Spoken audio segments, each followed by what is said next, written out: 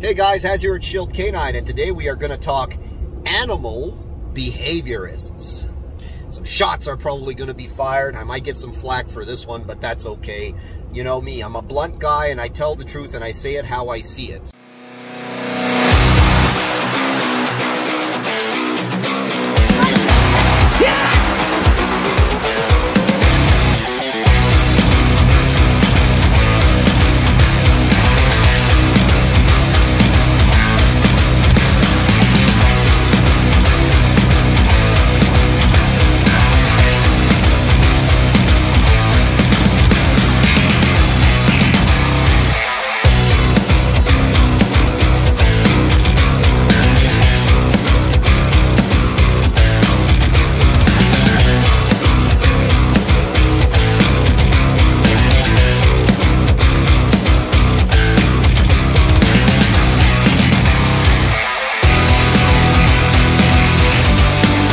So let's get into behaviorists. Now, for those of you that don't know what that is, that's somebody that basically has their PhD in animal behavior. I also think there's a subset of behaviorists called veterinary behaviorists. So I assume that they have also a degree in veterinary medicine.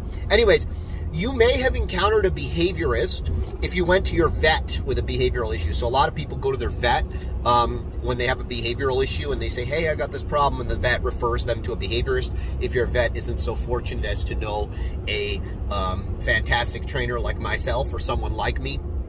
And I say that joking, but also in all seriousness, we do get a lot of vet referrals here.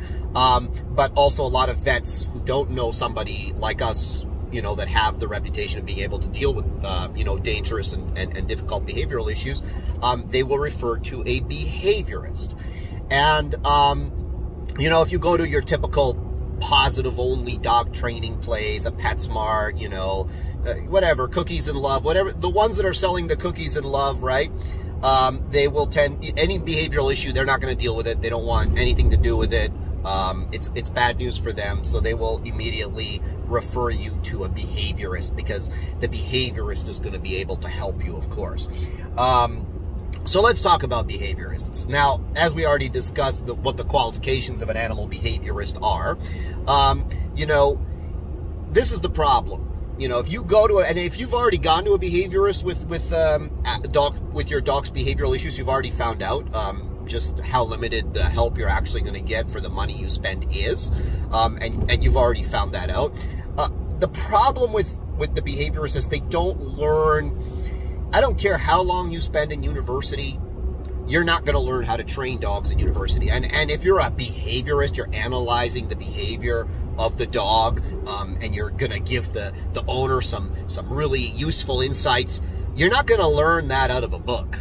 You need to actually be hands-on training dogs. So if they were doing that at university, they were saying, okay, in order to get your PhD and whatever else, you've got to fix a dog that has resource guarding. You've got to fix a dog that has reactivity. You've got to fix a dog that pulls on a leash. You've got to fix a dog that's human aggressive, so on and so forth. Then, okay, you know, then there would be some actual bona fides that makes sense behind that. But what they do is they study the theory of animal behavior. And yes, there's some stuff, you know, we kept fish and we did this with the fish, or there was some rats in a maze. And I'm sorry, unless you're actually training dogs that have behavioral issues, and many dogs, like, I didn't learn to fix behavioral issues in one go. It took many goes to refine my process to the point where it's as effective as it is now, right? Not that it wasn't effective a couple years ago, but it's way more effective now, because field experience is really, in dog training, it's the only experience that matters. If I could pick someone who spent 8 years in school, right, studying the science of canine behavior, or even, and I think they just study animal behavior in general, but even if you just study canine behavior, and I could pick someone that spent 8 years training dogs, right, dealing with behavioral issues, fixing and resolving behavioral issues, who would I pick? Who would you pick? Of course you're going to pick that person that actually trains the dogs, right? So You can't learn this stuff in school. Now, what the behaviorists, people go to the behaviorists. I've dealt with some people. They, you know, I get a lot of people, they've been to the behaviorist and the behaviorist told them some nonsense or something. And anyways, then they finally, luckily for them, they found us. They come to us. We fix the problem. Oh, I can't believe it. The behaviorist said that we couldn't, or the behaviorist couldn't fix this and blah, blah, blah. And it's like, yeah, of course, right? And I'm not saying this because I'm arrogant. I'm saying this because it's an acknowledgement of the truth, right? Like it's a statement of fact. If you find an animal behaviorist out there that can actually help you in the training of your dog and resolving behavioral issues, that can actually make a substantive change, not pie in the sky nonsense, right? Like an actual substantive change, it has nothing to do with their degree. They've actually managed to go and get field experience, right? One thing really stands out when we talk about behaviorists to me, right? Again, I've dealt with them secondarily through a lot of clients, right? We had clients, and the clients, you know, had been to the behaviorist before, so on and so forth. One thing really stands out. I had a lady that apprenticed with me years ago, and she was a behaviorist, and she was a behaviorist, was smart enough to realize that her PhD wasn't enough to actually learn how to train dogs and deal with their behavior. So I think she apprenticed with us for about a year. Nice lady. Anyways, she was telling me about a friend of hers who's some noted behaviorist down in the US. And this friend had I guess she was telling them, she was telling this lady who was apprenticed with me that this training we were doing is so old school, like they're so beyond it. And then she was describing, and here's the thing, right? So I'm like, oh, okay, what's she doing, right? I'm waiting to hear some groundbreaking stuff. So she's telling me that her friends, like the latest technique that they were working on at the time was, so they had a bully cutta. Bully cutta is a breed. Look it up if you don't know what it is. And the bully cutta was aggressive towards dogs. Shocking. Can you believe a bully cutta aggressive towards dogs? Never heard of such a thing. Anyways, point B, I'm being sarcastic in case you don't know. Point B, her solution to this dog's aggression was to put a weighted vest on the dog. And I guess every time they would expose the dog to a dog in a controlled setting, and every time the dog would be reactive, they would make the dog run with the weighted vest. Right? And then if the dog continued, they would add more weight to the vest. Now, this, okay, number one, if you've trained dogs for any length of time, you know it's not going to work because there's a couple issues here. I'll just point out why it won't work. So, number one, you never just use one dog in a controlled setting because the problem is whenever you're dealing with dog aggression, reactivity, whatever, any behavioral issue really, even just general training, dogs don't generalize, right? Like, the dog will need to be, you know, sorry, hold on. Yeah. So, like I said, dogs don't generalize, right? You can get a dog, like, that's really aggressive, really nasty, used to another dog with exposure. Like, even if you just leave them, they can't get at each other, but you leave them in the same room around each other for like 10 minutes. Usually the reactivity dies down and they just kind of, you know, the dog stops paying so much attention and directing so much arousal towards the other dog. But here's the problem, right? That doesn't work. Every time you meet a new dog and every time you go into a new scenario and maybe the other dog's being aroused towards your dog, and there's so many variables, your dog will always be set off again unless you've actually properly corrected that behavior. And even if you correct the behavior in a controlled setting, guess what you have to do? You then have to go and correct that behavior out in the real world and multiple times, right? That's why for us, when we train dogs here, we train them here, we make them real good around all our dogs and all the dogs that are training here, and then we take them into public, and we got to do that a few times in different places to make them good. And then guess what? When the owners get them home, they have to do it too. And if they don't do it, the behavior will come back, right? It doesn't just magically, I shouldn't say that. There's always exceptions. Sometimes it does magically go away. But anyways, we're getting sidetracked. I guarantee you that method didn't work because that dog never would have generalized. It's not reasonable. What are you going to do? You're out for a walk. Oh no, he's reacting to that lab over there. Let's put his weighted vest on and make him run. Also, how are they making him run? I assume making him run involved some level of aversive control, unless they were just holding him on a leash and letting him like just exhaust himself with the vest on. Anyways, that's not, here's the funny thing. That's not in any way groundbreaking. What she was trying to do there, and as a behaviorist, she should know better, right?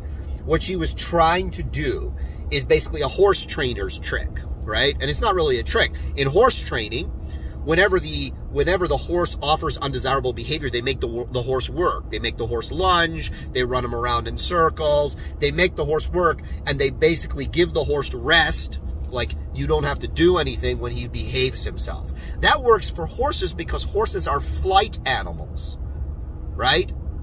And they're seeking rest, they're seeking peace, they're seeking safety. It does not work for dogs. And it would not work for dogs, especially with a behavior rooted in the emotion of aggression, right? That's not going to work at all.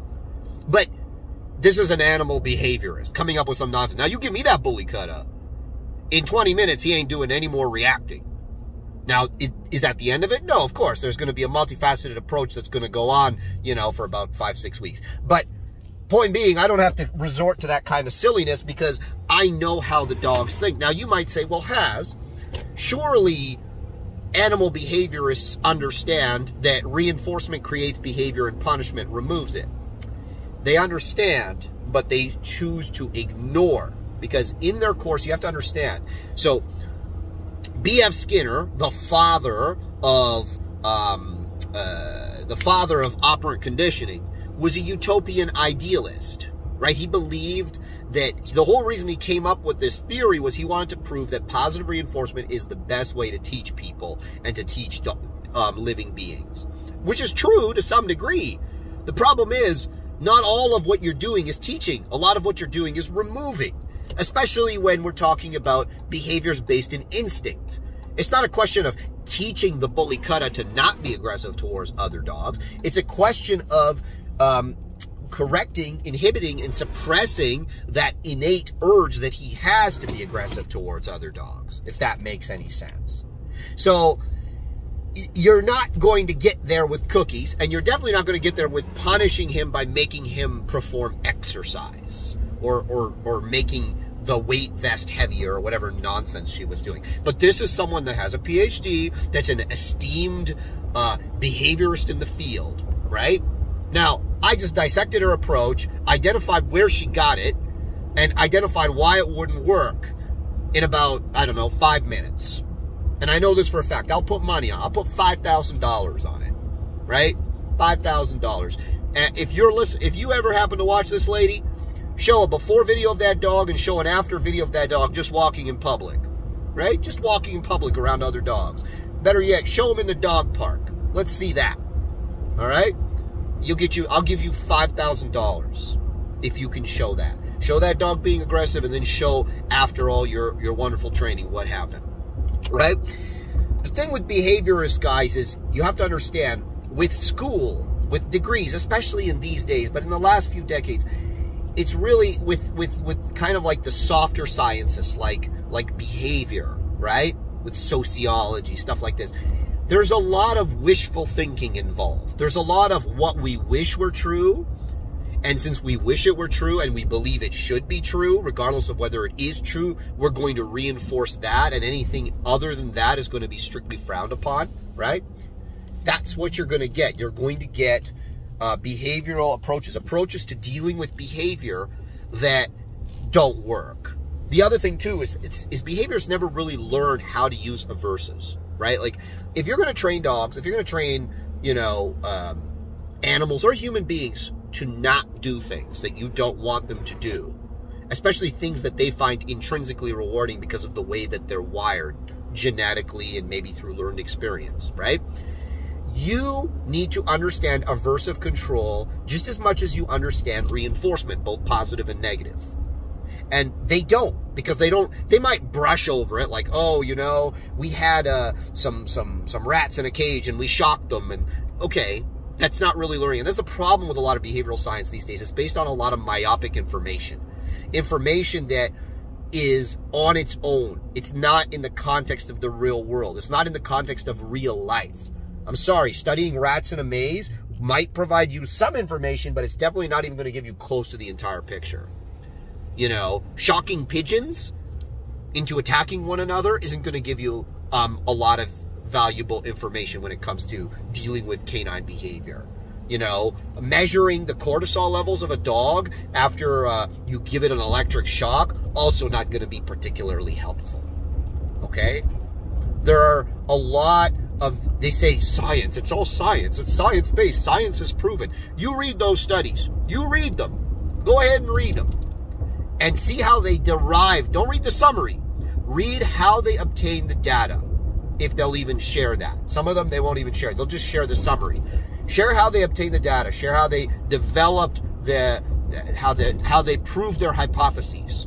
And in many cases, in almost every case, you'll find it's absolute nonsense. Or they're coming to their conclusion based on one data point, right? Correlation doesn't equal causation. We know that, right? It's like saying, you know, because crime is disproportionately performed by a certain race of people, therefore, you know, these people must be bad people. We know that's not true. We know the pigmentation of your skin doesn't actually have any effect on the crime or your likelihood to commit crime. We know that it's a lot more complex than that. It's family, it's socioeconomics, it's sociopolitical. There's all sorts of things, right? But if I were to just say, because, you know, people of a specific skin color commit more crimes than people of another, therefore these people are bad people and these people are good people. That's the exact same science that they're using to prove their dog training. That's the same level of science that you're seeing there. But listen, it's a lot easier to prove it. Or sorry, it's a lot easier to get people to buy it because they're selling emotionally pleasing information. And your behaviorist is most likely part and parcel with that. Okay? I'm not saying, oh, I'm sure there's got to be some half-decent behaviorists out there, but I guarantee you it's not because they went to school. It's because they actually took the time out of school, like that lady who worked with me, said, you know what, I'm going to get my hands on some real dogs. I'm going to watch a real dog trainer train dogs. I'm going to see how they deal with these situations. I'm going to evaluate it for myself. I'm going to deal with some behavioral issues and make some success there, right? And then I can maybe tie that to all the book learning, book learning, I love that phrase, that I did in university, all right? There's another thing too. A lot of people, they want to know why. Why does my dog do this? Why, right? And I always kind of chuckle. I'm like, what do you care why? It's not going to change the solution. Doesn't matter if he's doing it. Well, I mean, I guess from a dog's perspective, all their behavioral expressions are valid, right? Obviously, some of them are very unproductive from our standpoint. But it doesn't matter why, right? What matters is what you're going to do. And here's the thing. The behaviorist doesn't know why. They can't know why. They don't have the body of knowledge. They don't have the experience unless, like I've already said, while they're going to school, they were getting their hands on the dogs and learning why. There's no one like me teaching these behaviorists, right? And I say that, again, oh, Haz, you're so arrogant. Okay, fine, pick another trainer. I don't care. There's many other trainers out there that know how to deal with problem behaviors.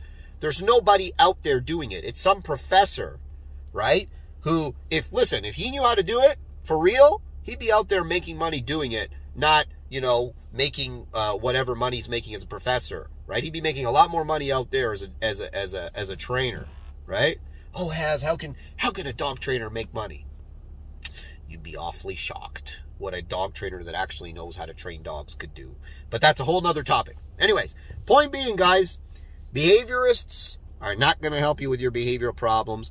You know, they're going to recommend psychotropic medication. They're going to recommend approaches that simply do not work. You know, they're a waste of time and money, in my opinion. You're better off going to someone that actually has experience in the field. I'll give you one more example. Like I like to refer to my horses because they're animals that I have. I know enough to know that I don't know enough, right? I have a problem with one of my horses. He's a little spooky, right? Why? Why is he spooky? I don't care why he's spooky. I probably know why. I know it's in the breed and I know it's genetic. Oh, Haz in the genetics again, right? So anyways, what did I do? I've been to a couple trainers already. And I realized pretty quick with my dog training smarts that these people for that specific horse weren't going to be able to help me. So what did I do? I found a guy who's been doing it for 30 years, who has a history of dealing with behavioral issues. Proven. I didn't go to a horse behaviorist, you know, some lady that's taken a PhD in horse behavior. I didn't go to her. I went to the guy that's been doing it for 30, 40 years, competing with the horses, has proven experience. I called people, and I couldn't find him online. He's not even online. I called people. They said, listen, this is the guy. Go to this guy. He is well known. I went to him. I talked to him. I'm like, okay, he's a legit guy. I said, look, man, can you make this horse what I need it to be for me? And if not, can you tell me that so that I can, you know, move the horse to someone that can actually handle him? Because I'm not a very good horseman, right? And then advise me on the horse that I should get that would be best for me and my family situation, right? That's what I did, because I know that you go to people with the hands-on experience. Oh, Haz, you're just trying to promote your own business. Don't come to me. Don't come to me. Go somewhere else. Go to the behaviorist. And when it doesn't work, feel free to call me. But remember, when you call me, you tell me, I went to that behaviorist you told me not to go to, Haz, and it didn't work, right? So I don't mind. Go somewhere else. Like I said, I'm not shilling for business on here. In fact, this will probably, if I had to guess, this will probably cost me business, this little video. But what the hey, that's how we roll. Like, subscribe, comment below. If you disagree with me, comment. I'll probably read your comment.